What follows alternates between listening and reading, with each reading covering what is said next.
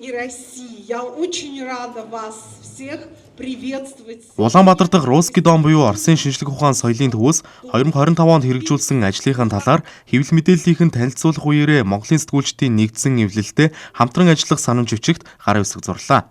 Оросын шинжлэх ухаан соёлын төв дэлхийн 70 гаруй оронд үйл ажиллагаа явуулдаг байна. Тус газрын төв байгууллагын 100 жилийн авгаа их ялалтын 80 жилийн он хүрээнд тэмдэглэлт дарах хэмжээнүүдийг зохион байгуулсан байна. Харин эх онд Монгол зөвлөлтийн сансрын хамтарсан нислэгийн 45, Монгол дахь Оросын шинжлэх ухаан соёлын төвийн 50, ардын дипломат харилцаа үүсэж өгсөний 100 жилийн ойг тэмдэглэнэ гэдгийг онцоллоо. Мөн сайн улсын чиглэлд Миссия Добра Айныг хэрэгжүүлсэн байна. Энэхүү хөтөлбөрийн хүрээнд Орос хэл заслын болоод тусгай хэрэгцээд хүүхдийн хөгжлийн чиглэлийн дуршлагтай мэрэгчлэтнүүд хүрэлцэн ирж Монголын 100 гаруй мэрэгчлэн хэл засалчдад сургалт дадлага явуулсан байна. Мөн тус төв боловсрол шинжлэх ухааны чиглэлээр онцлог хэд хэдэн ажил хэрэгжүүлсэний нэг нь Оросын инженерийн сургууль хөтөлбөр юм а. Дэлхийн 11 оронд хэрэгжүүлж байгаа энэ төсөл хөтөлбөрийн хүрээнд тусгай бэлтгэгдсэн 14 багш робот техникийн дамжааг зохион байгуулсан байна. Тухайлбал манай улсын 8-аас 18 насны 50 гаруй сурагч энэ төсөлд хамрагджээ. Монгол улс дэлхийн 2 дугаар дайны үед зөвлөлт улсад хамгийн том хувь нэмэр оруулсан ард түмэн юм. Монголчуудын цуглуулж өгсөн сэтгэлийн бэлэг тэр морьд бидний ялалтад чухал нөлөө үзүүлсэн. Тэр утгаараа 2025 онд энэ түүхэн тэмдэглэлт өдрүүдийг өргөн хүрээнд тэмдэглэн өнгөрүүллээ. Мөн анх удаа Монгол улсад сайн улсын аяныг улс орон даяар өрнүүлсэн нь онцлог үйл явдал байлаа.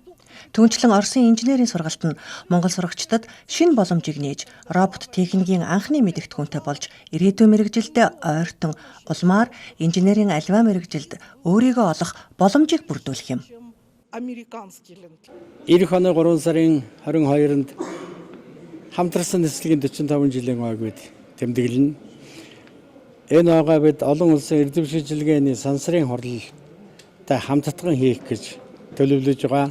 Олон улсын байгууллагууд оролцсон АПСКО, Интерспутник энэ сансрын хөгжлийн өнөөгийн байдлыг хэлэлцсэн ийм өргөн хэлэлцүүлэг болно гэж бид бодож байгаа. Энэ баяртан энэ хуралдаан бид одоо бас найз нөхдөд өрн Женебек Басавиних, Керкалев, Казахын сансрын нисгчд, Вьетнамын сансрын нисгч, Орос, Хятад улсын сансрын анхны нисгчдийг энэ одоо хурал баяртаанд орж оролцуулна гэж бодож байгаа. Оросын шинжлэх ухаан соёлын төв Монголын сэтгүүлчдийн нэгдсэн эвлэлтэд хамтран ажилласнаар хоёр орны хэвлэл мэдээллийн төлөөлөгчид хамтран ажиллах, харилцан туршлага судалгаас гадна Орос хэл болон бусад мэрэгшүүлэг сургалтын хөтөлбөрт Монгол сэтгүүлчид хамрагдах боломж бүрдэж байгааг талууд онцолж байна. Энэ санамжчгийн хүрээнд бол нэг 3 гол зүйл дээр бол төвлөрч ингэж зохион байгуулалт хийхээр болсон байгаа. За нэгдүгürt бол бас энэ Русский домын үйл ажиллагааг бол хамтдаа бас сурчлах тал дээр бол хамтарч ажиллах. За хамгийн гол нь бол Монголын хэвлэл мэдээллийн хэрэгслүүдийн сургалт чадварыг нэмэгдүүлэхэд бол бас энэ Оросын холбооны улсын сэтгүүлчдийн байгууллагуудтайгаа хамтын ажиллагааг илүү өргөжүүлэхдээ чиглэж байна. Энэ хүрээндээ бол сэдвжилсэн сурвалжлагуудыг хоёр улстай зохион байгуулъя гэсэн ийм зүйлийг ярьж байгаа.